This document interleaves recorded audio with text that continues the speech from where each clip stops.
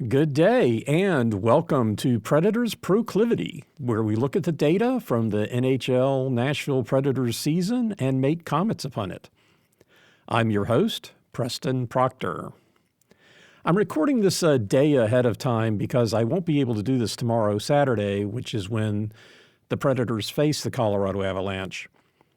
Fortunately, Colorado played last night, so as far as the data goes on the Avalanche, nothing will change. So thanks for listening. Appreciate you guys hanging in there with me. And as I said, we're doing this a day early. So thanks again. So tomorrow night's game, March 2nd. Tomorrow's opponents are the Colorado Avalanche, 37-19-5. They are 14-13-5 away, whereas they're 23-6 at home. So they are much more dangerous at home than on the road. The Avalanche are in third place in the Central Division with 79 points, tied with the Jets, but the Jets have 3 games in hand. They are 2 points behind Dallas with a game in hand. They beat the Kings Wednesday night in LA 5-2 and have won their last 6, 4 of which were on the road, including the last 3 against LA, San Jose, and Seattle. The Predators are now 34-25-2, 16-15-0 at home. Go Preds. Couple of good wins this week, so we are now have a winning record at home. And they are on a 7-game winning streak. Again, winning Tuesday and Thursday night, plus 5 on the road. They are in the second wildcard spot with 70 points, still tied with the Kings. The Kings have 2 games in hand. The Blues, Flames, and now the Kraken are all tied 7 points behind. All 3 have 2 games in hand. The Preds are 1-0 against the Avalanche so far, winning at home back in November. They'll face them 2 more times tomorrow night at home, and then 1 more time in Colorado. Last time in November, the Preds came from behind in the third period and scored 2 goals while holding the Avs scoreless to win by 1, 4-3. Once again, in their win, they did not get the first goal, as Colorado scored 14 minutes into the first, with the Preds answering with 18 seconds left in the period. Go Forsberg. Okay, the Preds at home. As I said, they are 16-15 at home now with 5 wins in their last 11 games at home. That's the games this calendar year. If we go back to the beginning of December,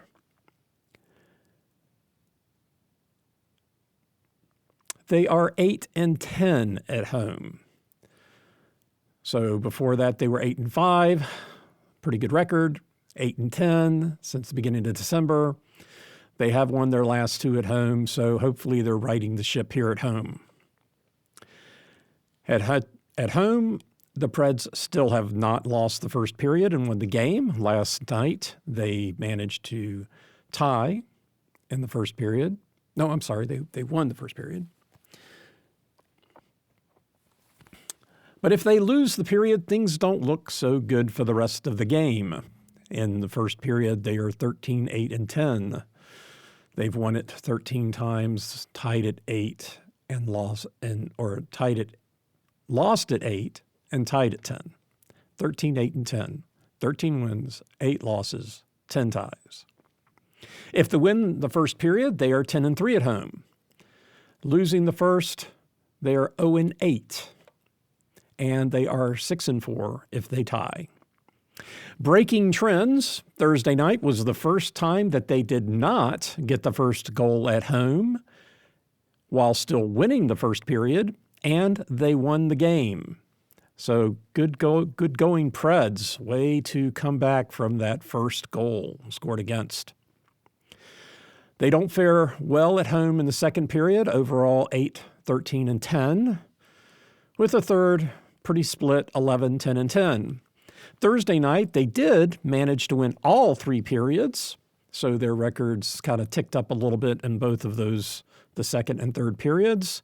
And amazingly, and you probably don't need a lot of data to show this, that if you play a game that has 3 periods and you score more goals in every period, it's tough to lose.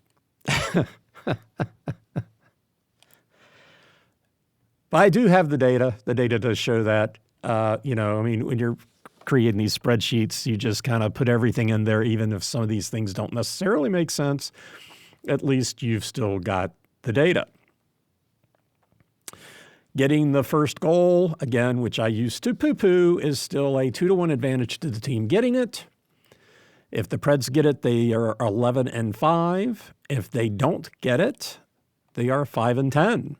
So again, they did not get the first goal Thursday night, managed to win the game. So it's not impossible. I am going to make a quick shout out to our quasi-sponsors, a couple of funny little things. If it's funny for me, probably funny for a couple of other people. Most people have no idea what I'm talking about. But anyway, Piggy Enterprise brought to you by Piggy Enterprise, a subsidiary of Piggy's World. When you bring the pig, you better have ice cream. And United Kyle Ventures, sponsored by United Kyle Ventures. With Kyle around, you don't need to worry about your money because he'll spend it all. Okay, so that wraps up our preview show for the Colorado Avalanche playing here in Nashville against the Predators tomorrow night. Hopefully we'll keep that winning streak, which is 1 against the Avalanche this year, and it'll be 2 come Sunday night. It's an early game, 5 p.m. here, so if you're going and you didn't realize it's a 5 o'clock game, it is a 5 o'clock game. One of the reasons why I will not be able to do this is that I have tickets and I've got some commitments earlier in the day, so I'll be a little busy. Hopefully I'll be able to make puck drop. Anyway, thanks for listening. I am Preston Proctor, and you've been listening to Predators Proclivity.